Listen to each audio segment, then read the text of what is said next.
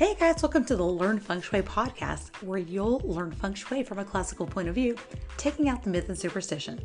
So if you're interested in learning Feng Shui, Chinese astrology, all things Chinese metaphysics, as well as the superstitions and myths that connect it all, you'll enjoy learning Feng Shui with me.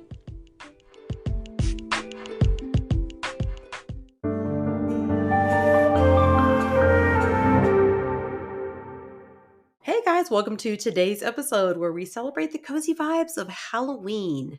I'm Candice Berlanga, certified Feng Shui practitioner and red ribbon professional with the International Feng Shui Guild. And of course, your host for the Learn Feng Shui podcast, where creativity meets positive energy. What do you think about that little tagline? I'm trying some new ones out. No? Yeah. I don't know. Let me know what you think. Anyhow, today we're going to explore how we can enhance our space with Feng Shui while balancing energies, keeping things clutter-free, and still enjoying fun seasonal decor. Let's just go ahead and jump right in to Feng Shui for Halloween.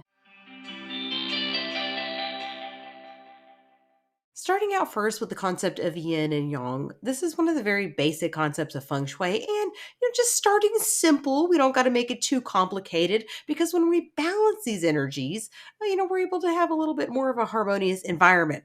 Have you ever noticed how there's this really dark undertone to Halloween? It's a part of the year that it's said that the veil between the worlds is thinner. But there's these really bright things like pumpkins, flashing lights, and really energetic things too. That basically is the concept of yin and yang. So the essence of yin and yang is combining this like quiet energy of yin with the lively, vibrant energy of yang to create this harmony. And as we move further into fall, the yin energy does become more prominent with increasing nighttime and just the natural waning of energy. The nighttime is longer and darker colors like black, deep purples, and blue align with this energy. And so creating a space of stillness and introspection can also align with this yin energy. It's a time of year it's perfect for embracing this coziness with the soft lighting, candles. I would encourage you to look into the concept of what's called hygge. It's a Danish concept that does promote cozy, peaceful atmosphere. It is said to illuminate the soul through an inviting atmosphere and an enjoyment of life's simple pleasures. It's just really enjoying that coziness of the season. So it's that soft glow of candlelight. That's really a trademark of hygge. And it encourages us to like slow down, reflect, and kind of foster a connection, making it a perfect complement to the quiet energies of the season. And other examples of this are like the low Christmas lights. I saw a video where a lady took her Christmas tree down and said, why did her home feel so cold after that? And the reply to that was that it was the concept of this hygge. Candle lights and Christmas lights, low lamps, even night lights or warm LED lights. Of course, we have that this time of year with our different colored holiday lighting. Other themes may be like drinking tea, lighting a fireplace, putting throw blankets out, or even just that glow of a jack-o'-lantern. That is very much a concept of hygge, and it's a very yin or calm concept.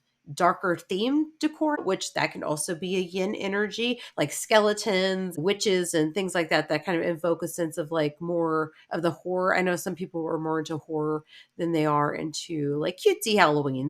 You could do cutesy Halloween to bring it up, which we'll talk about in just a second. But things like skeletons, dark colors, those dark themes, and more of a sinister aspect can be a yin energy. You can also bring in that energy and embrace it with different smells and things like apple, vanilla, pine, sandalwood, cedarwood. More create a cozy sense of calm rather than invigorate. If you want to invigorate, we'll talk about yang energy. This is diminished a lot this time of year by the presence of the yin energy. The sun is kind of waning. We're seeing shorter daytimes. And of course, we can reflect this in our decor and we can even enhance it to kind of make up for some of that lost energetic energy, for lack of a better word. If you think of the energy of a haunted house, it has like flashing lights, sound effects, even though haunted houses maybe could be considered a yin energy, things like the flashing lights and even just the energy that you feel inside a haunted house, that dynamic, engaging kind of atmosphere. Although this yang or high energy is naturally diminished with the fall and shorter days, you can infuse it into your space by using like brighter, more playful elements. Earlier, I talked about, kind of sinister or more darker themes in your decor. Well, modern decor really has kind of embraced a shift from traditional dark and kind of scary themes to pastel and bright colors, soft pinks, light purples, and even turquoise or neon I've seen. I know Michael's has a super cute pastel Halloween this year. And I think the girly pop a bright pastel Halloween is so adorable and it can kind of bring the energy up in your space too. Just brighter colors, flashing lights, and movement like animated or animatronic decor and even sounds can again increase that energy and even activate a space in your home or outside of your area, outside of your home. You can use it to activate the different life sectors if you use that. The lighter, more vibrant colors do add a yang energy that contrasts the darker tones of the season. And for adding more energetic scents to your space, cinnamon, clove, nutmeg, and pumpkin spice are all a fire energy, which is a very high energy. We're entering into the end of the fall months and seeing the start of the water or winter months with November. And it is a time of year where the fire energy is also diminished, and you can add the fire in by using some of these traditional scents or smells.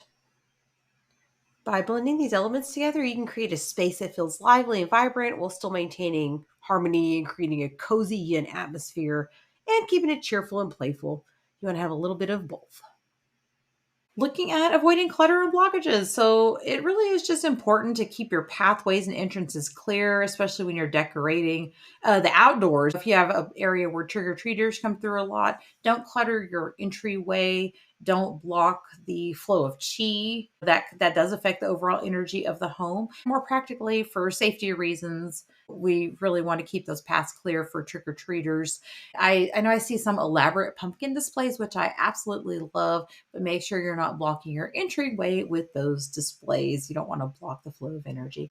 Remember, adding the moving decorations to the yard, it will activate the area and it'll bring up the energy in those areas. You can definitely add moving animatronics, things like that, and sounds and all the things we discussed earlier to also bring up the energy in the space outside.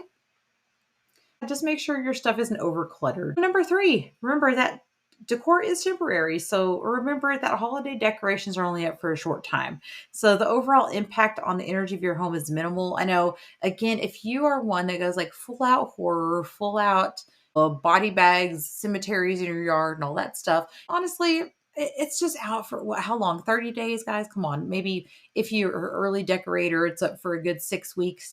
Honestly, don't really worry about having like a sinister kind of theme for Halloween if you like the spooky or more darker tone. It's not going to hurt you, okay? It'll be just fine. You could also, be mindful with your decor. You can be festive and things like that. But remember, it's not really going to have a long-term effect on your feng shui being up for such a short amount of time. And again, really the motion and the movement and the sounds and everything are what's going to be activated. So honestly, I would be more worried about what sort of like sector or flying stars that would impact. But again, for a good 30 days, I think you'll be just fine. So do have fun with your holiday decor, but you can keep it balanced and harmonious and still understand that this energy is just kind of temporary for this space. Now, with your Halloween decor balanced, let's step into something a little bit spookier for the Halloween season. According to Chinese folklore, certain plants like banana trees are said to attract wandering spirits. Let's uncover these spooky tales and explore the plants believed to have these ghostly connections. From fengshuibalance.com, it says here in Asian folklore, female spirits appearing as young women are drawn to banana trees. Mulberry, willow, poplar, and eucalyptus trees are also thought to be particularly alluring to ghosts. To honor the energy that resides in these kinds of trees, people in Southeast Asia tie ribbons around them. Cutting down a tree would be insulting since it's thought that a bad spirit would appear and inhabit the area. If it becomes necessary to take the tree down, a ritual must be held to explain to the spirit the decision to cut the tree. To understand better, it does say here that yin energy is drawn to walls and flat surfaces where it travels along. So, any kind of climbing plant affixed to a wall may have the tendency to magnify yin energy further. Living plants typically have a yang energy, but the yin energy from the walls could seize command.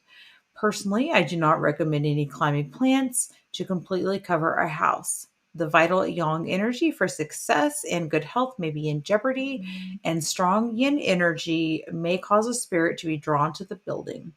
Finally, it is a huge undertaking to maintain these plants, which it is. They can also create cracks in the wall, which can let wind through. We don't want that. And in addition to that, with feng shui, it is said that it creates an overly yin environment if your home is too overshadowed with shadows. So if you have too many trees and plants blocking your windows, that is also said to create a yin energy. This article is really good. I'll link it in the show notes because I thought it had some really good information in it. I'm going to also remix my feng shui for haunted houses episode, which it covers a lot of the stuff that's covered in this article. But this article is pretty good, so I'll link it, and I suggest reading it if you're interested in that kind of thing. Next, from Of Right Mice and Ramen, it goes into some tales here of different Asian and Southeast Asian beliefs about banana trees here. And it says, according to the Ma Mary, the banana heart transforms into a beautiful young woman when it is pierced with a nail attached to thread. She seduces men and takes away their souls. I've heard that one before. According to Chinese folklore, a wailing female spirit appears under a banana tree at night and sometimes is carrying a baby. It is believed that gamblers can summon the spirit to ask for lucky numbers in hope of striking the lottery.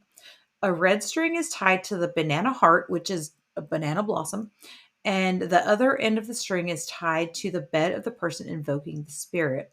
And at night, the banana spirit will visit her captor and beg to be freed. But in return, she'll bestow the set of winning lottery numbers. But a horrible fate awaits those who fail to release the spirit after winning. So I think I'm going to have to plant a banana tree and tie a string from it to my bed. No, I don't suggest doing that. Please don't do that. I don't want a horrible fate to await if I don't do it right. So in Thai culture, a lady ghost dwells in the wild banana tree groves. She is supposedly very beautiful and wears a traditional Thai costume. Hiding in the day, she will only appear at night when the moon is full, and it the spirit is generally the spirit is not malevolent, and generally the spirit is not malevolent and will only harm bad men who mistreat women, which I support. Okay. Men who cheat on their wives beware. So in Thailand, it's also not uncommon to see banana trees tied with colorful satin cloths, which is an indication that the tree is inhabited by what is called the Nong Tani. And cutting down these trees will incur her wrath. It says here that a late cousin of mine was told that if she smeared blood into the banana tree, she would be able to see the banana ghost spirit. A very curious teenager, then she conducted the experiment and she did not see the banana tree spirit, but she will never be the same after the incident. She fell into a deep depression, turned to drugs and alcohol, and attempted to harm herself a couple of times. It says here she did die early at the age of 43 of cancer and was diagnosed with bipolar. And the elders believe that she was cursed by this banana tree spirit that she invoked. So I'd say no. And it goes on to say here, when I was in college, I stayed in a rental house with three other tenants, and there was a banana tree in the yard. One of the tenants claimed he heard a female voice singing at ungodly hours on several occasions. And yes, the sound came from the direction of the banana tree. It does say here, though, the rest of us didn't hear anything, and we never knew for sure if he was just messing with us or not, but he did move out pretty quickly. I bet you didn't know that banana trees could carry the indication of a spirit. I remember my mom telling me she had a banana tree in one of her yards at a house they lived at, and they would eat bananas off of it. So I'll have to ask her if she ever experienced any spooky things happening. All right, guys, as we wrap up here, just remember Halloween is a time for fun and creativity. Make it fun, balance those energies. You can be mindful of decor or not. Remember, it's not going to have a very long term impact on you. Enjoy that season without disturbing all your peace and harmony. You don't have to worry about that. But what you do have to worry about is planting a banana tree in your yard. Also, avoiding those mulberries and willows, lest you be haunted. What do you think? Do you believe that a tree can impact the energy of your home? I really don't know. But anyhow, thanks for listening. Y'all have a great weekend. And next week, I'm not really sure if I'll have an episode up or not. I had unexpected illness this past week. We'll just play it by ear, guys. I don't know. But end of the month, We'll be covering the Joey Yap book, Feng Shui for Home Buyers, Exterior Edition. So stay tuned for all of that. for a free energy mapping of your floor plan, please check the link in the show notes. To support today's podcast, go to learnfengshui.com, sign up for emails, leave a review, and share with your family and friends.